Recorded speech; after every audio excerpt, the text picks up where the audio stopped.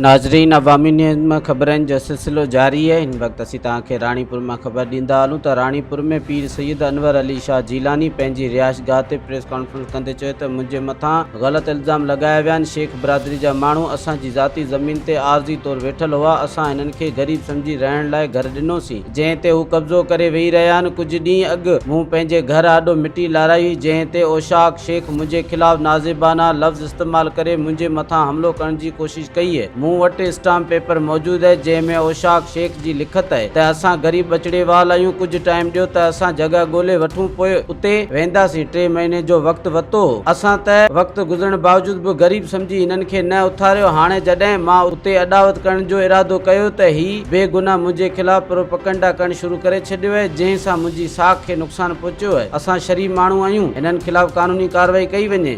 साईं शेख बिरादरी ये जेको कुझु कयो आहे इहो 100% ग़लति कयो आहे, बेबुनियाद कयो आहे।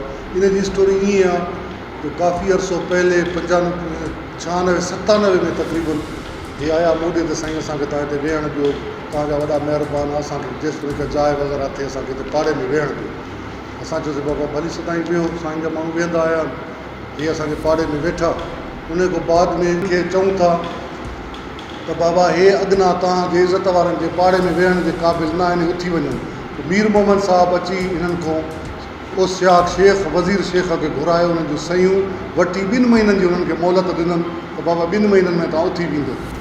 जॾहिं साईं उहो 2 महीना पूरा थिया त मां ॿाहिरों आयुमि, सिजल ते वियो टाइम आहे, अचां त हे 5-8 मायूं, हिननि जो कमु ई इहो आहे, 5-8 मायूं ॿार जॾहिं क़ुर शरीफ़ खणी आया, साईं असांखो नंढड़ा नंढड़ा बचा आहिनि, असांखो जाइ वग़ैरह न थी सघी आहे, इन करे महिरबानी करे असांखे मोहलत ॾिनी वञे ताकि असां किथे पंहिंजे जाइ जो बंदोबस्त कयूं। मज़ीद खबरों और तफसीलात के लिए विजिट करें हमारी वेबसाइट www.awamiNewsHD.com।